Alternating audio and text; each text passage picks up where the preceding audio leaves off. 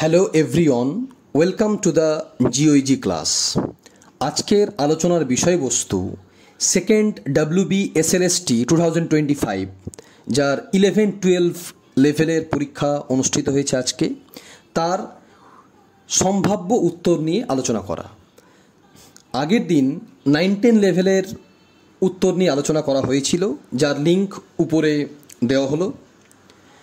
প্রথমেই বলা যেতে পারে আজকের যে প্রশ্ন তা যথেষ্ট স্ট্যান্ডার্ড কোয়ালিটির ছিল।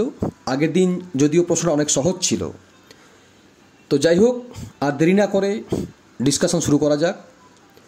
1962 সালে উইটেকার যে দুটি মুখ্য উপাদানের ভিত্তিতে বায়োমের শ্রেণীবিভাগ করেছিলেন তা হলো, এটা হবে এ অর্থাৎ গড় বার্ষিক তাপমাত্রা ও গড় বার্ষিক অধঃক্ষেপণ। ডান দিকে উইটেকারের যে বায়োমে ক্লাসিফিকেশনের যে ডায়াগ্রামটা সেটা কিন্তু দেওয়া হয়েছে। প্রত্যাশিত আয়ুষ্কাল নিম্নলিখিত কোন বিষয়টির উপর নির্ভর করে না? এটা হবে ডি অর্থাৎ নগরায়ন। বাকি যে তিনটে অপশান দেওয়া হয়েছে তার প্রত্যক্ষ প্রভাব প্রত্যাশিত আয়ুষ্কালে কিন্তু দেখতে পাওয়া যায়। কল্যাণমূলক অর্থনীতির মূল প্রবক্তা হলেন, এটা হবে সি অর্থাৎ DM স্মিথ। কারণ DM স্মিথ ওয়েলফেয়ার জিওগ্রাফিকে study of who gets what, where and how বলে উল্লেখ করেছিলেন। নিম্নলিখিতগুলির মধ্যে কোনটি জনসংখ্যা পরিবর্তনের কারণ নয়? এটা হবে বি অর্থাৎ অভ্যন্তরীণ প্রব্রজন বা ইন্টারনাল মাইগ্রেশন। বাকি যে অপশানগুলো আছে তার প্রত্যক্ষ প্রভাব জনসংখ্যা পরিবর্তনের উপর পড়ে। লা নিনার প্রাদুর্ভাবের সাথে ভারতীয় উপমহাদেশের মৌসুমি বৃষ্টিপাতের সম্পর্ক সাধারণভাবে, এটা হবে এ অর্থাৎ ধনাত্মক। আমরা জানি লা নিনা এবং এল নিনো এই দুটো ঘটনা প্রশান্ত মহাসাগরের একটা অন্যতম ঘটনা, যেক্ষেত্রে লা নিনা নর্মাল অবস্থাকে বোঝানো হয়ে থাকে বা স্বাভাবিক অবস্থাকে বোঝানো হয়ে থাকে, যেখানে অস্ট্রেলিয়া ইন্দোনেশিয়া উপকূলের দিকে উষ্ণ সমুদ্র স্রোতের প্রবাহ দেখতে পাওয়া যায়, যার ফলে এই উপকূল অঞ্চলে লো প্রেসার বেল্টের সৃষ্টি হয়, যেটা ভারতীয় উপমহাদেশে মৌসুমি বায়ুর ফলে বৃষ্টিপাতের পরিমাণটাকে অনেকটা বাড়িয়ে দেয়। বাস্তুতন্ত্রে খাদ্যজালিকা সম্পর্কিত তত্ত্বের ধারণার জনক কাকে বলা হয়? এটা হবে বি অর্থাৎ চার্লস এলটন। 1927 সালে চার্লস এলটন তার বিখ্যাত বই অ্যানিম্যাল ইকোলজিতে এই ফুড ওয়েব এর কনসেপ্টটা দিয়েছিলেন, মেইনলি কোনো একটা ইকোসিস্টেমে বা বাস্তুতন্ত্রে বিভিন্ন যে ফুড চেইন তাদের মধ্যে ইন্টার কানেকশান বোঝানোর জন্য। বিখ্যাত সাইলেন্ট ভ্যালি আন্দোলন ভারতবর্ষের কোন রাজ্যে সংঘটিত হয়? এটা হবে ডি অর্থাৎ কেরালা। 1973 সালে এই Silent Valley movement hydro electric dam নির্মাণের যে প্রস্তাব দেওয়া হয়েছিল তার বিরোধিতা করার জন্য শুরু হয়েছিল, এবং 1983 সালে অফিসিয়ালি এই প্রকল্পটাকে বন্ধ করার কথা ঘোষণা করা হয়।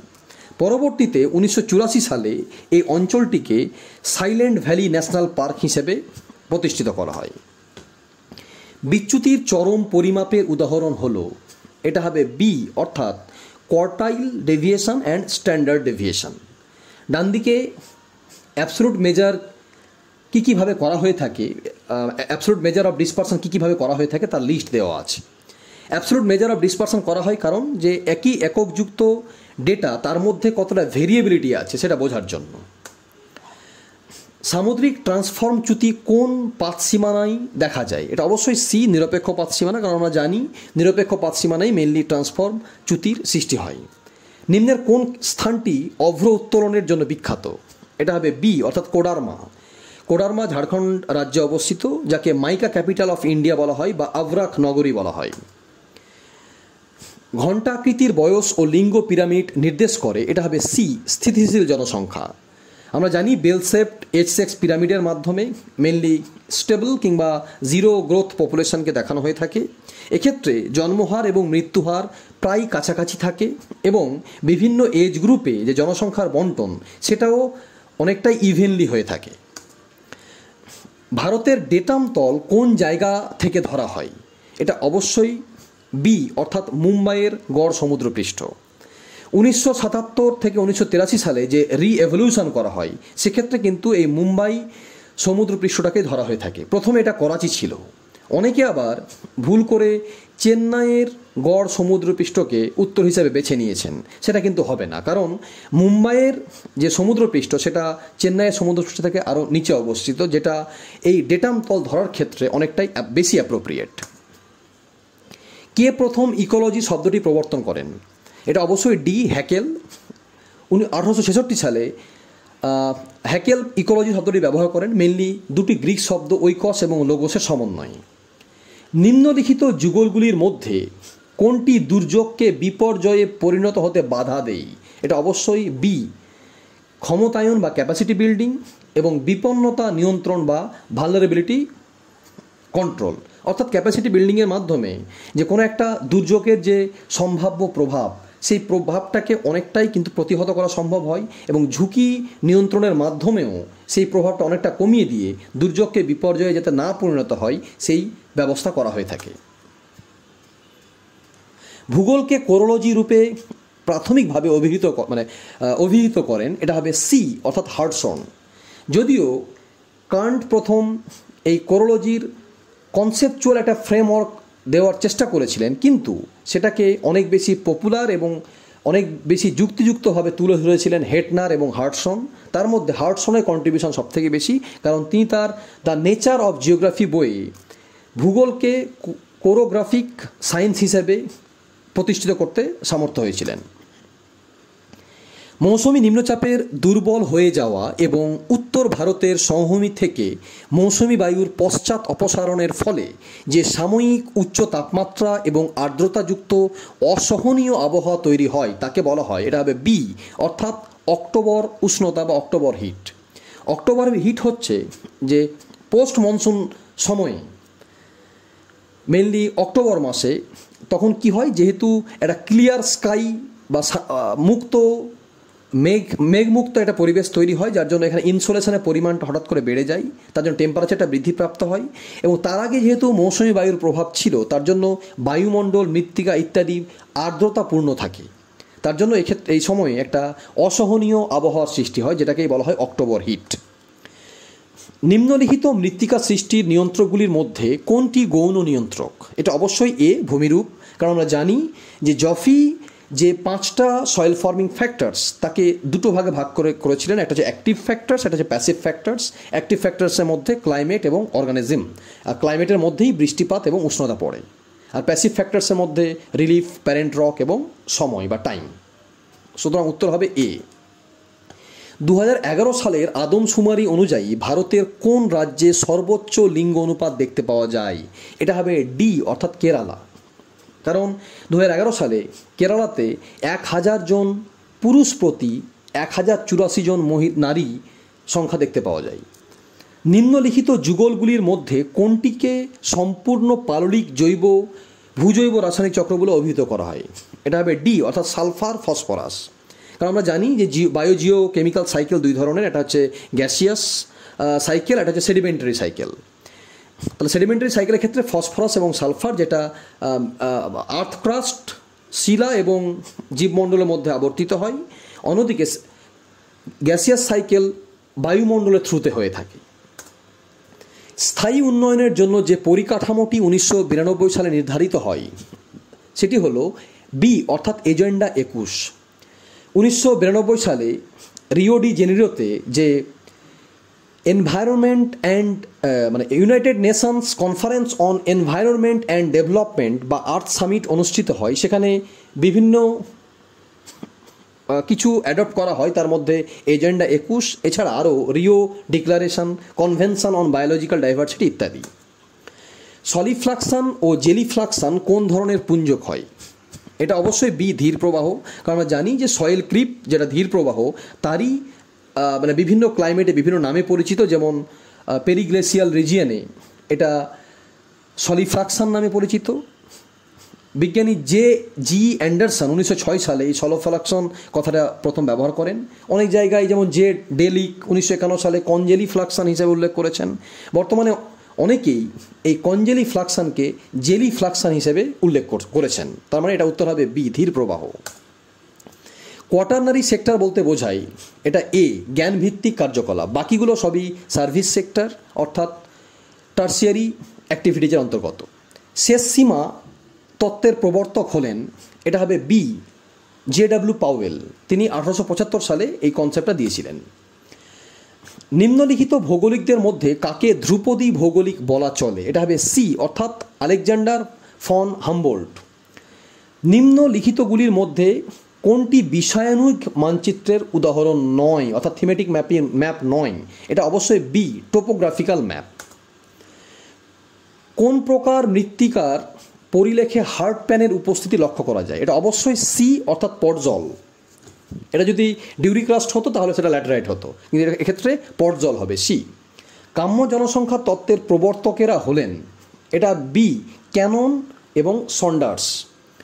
ক্যানন তার বিখ্যাত গ্রন্থ ওয়েলথ, সেখানে 1924 সালে এই অপটিমাম পপুলেশনের কনসেপ্টটা দিয়েছিলেন। পরবর্তীকালে এটাকে জনপ্রিয় করে তোলেন রবিন্স, সন্ডার্স, ডাল্টন ইত্যাদি প্রমুখগণ। যে বস্তু যে কোনো তাপমাত্রায় প্রতি একক ক্ষেত্রফলে যে কোনো তরঙ্গ দৈর্ঘ্যের ক্ষেত্রে সর্বোচ্চ পরিমাণ শক্তি বিকিরণ করে তাকে বলা হয় এ অর্থাৎ ব্ল্যাক বডি। একটি ডায়াগোনাল স্কেলের সাহায্যে নির্ভুলভাবে পরিমাপ করা যায়, এটা হবে বি অর্থাৎ দশমিকের পর 2 ঘর পর্যন্ত।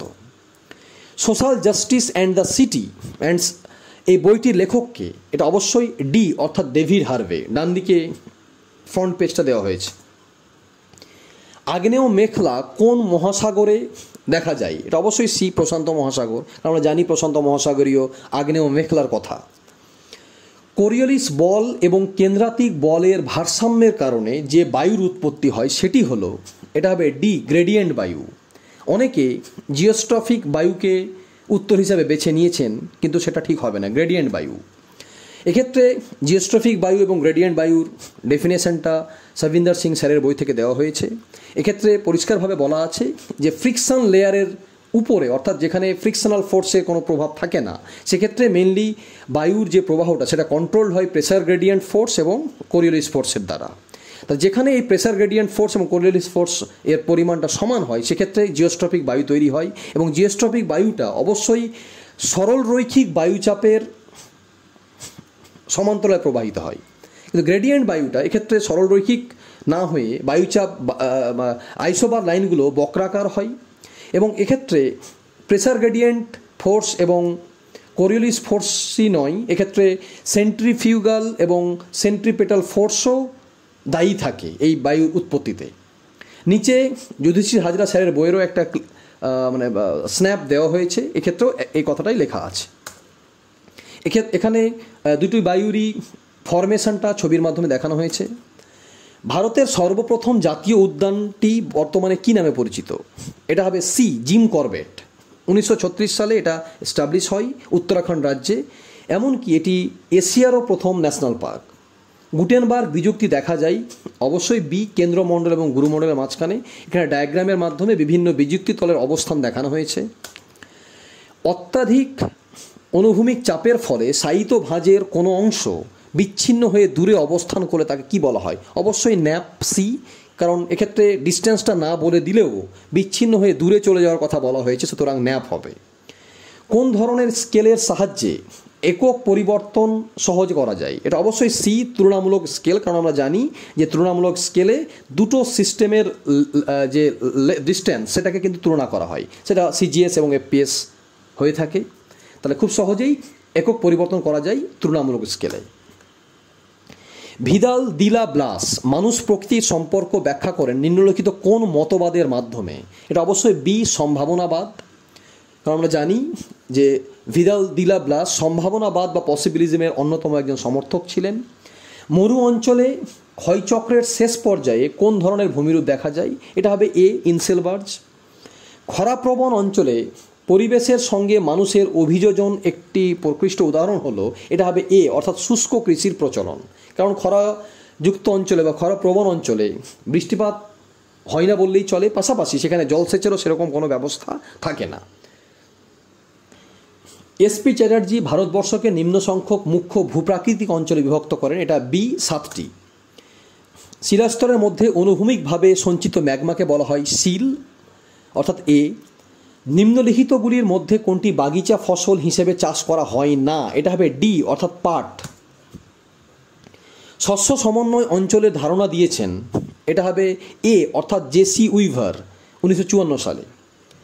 একটি একটি মূল শস্য চাষের সাথে আরেকটি অপ্রধান শস্য চাষকে বলা হয়, এটা হবে ডি অর্থাৎ ইন্টারকালচার। নিম্নলিখিত প্রাণী প্রজাতিগুলির মধ্যে কোনটি বিপন্ন প্রজাতির অন্তর্গত? এটা হবে সি অর্থাৎ ভারতীয় হাতি।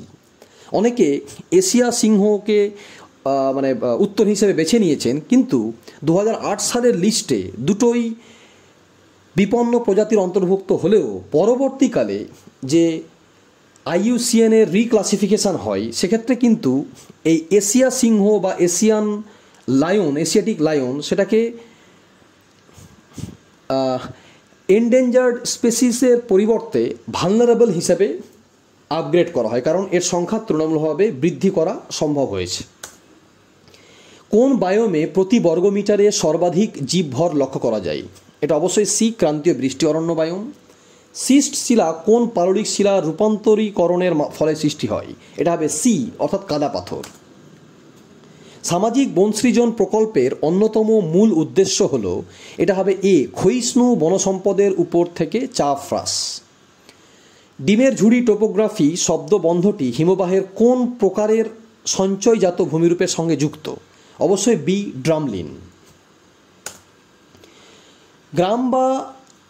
শহর বা নগরে প্রতি গৃহে বসবাসকারী ব্যক্তির সংখ্যাকে বলা হয়, এটা হবে সি অর্থাৎ গৃহ ঘনত্ব। একটি 20 মিটার সার্ভে চেইনে গ্রহণযোগ্য ভ্রান্তি কত? এটা হবে বি অর্থাৎ ±5 মিলিমিটার। এক্ষেত্রে পারমিসেবল এরর বলতে বোঝায় যে একটি 20 মিটার দৈর্ঘ্যের যে চেন তার সেক্ষেত্রে সেটা খুব বেশি হলে 5 মিলিমিটারের কম বা 5 মিলিমিটারের কম বা বেশি যদি প্লাস বা -5 মিলিমিটার যদি তার ডেভিয়েশনটা হয় তাহলে সেটাকে পারমিট করা যাবে। অর্থাৎ এটা খুব বেশি এর রেঞ্জটা 19.995 থেকে 20.05 মধ্যেই থাকতে হবে। আফ্রিকার মাসাই মারা অরণ্য অঞ্চলটি নিম্নের কোন জলবায়ু শ্রেণীর অন্তর্ভুক্ত? এটা হবে বি অর্থাৎ সাভানা জলবায়ু।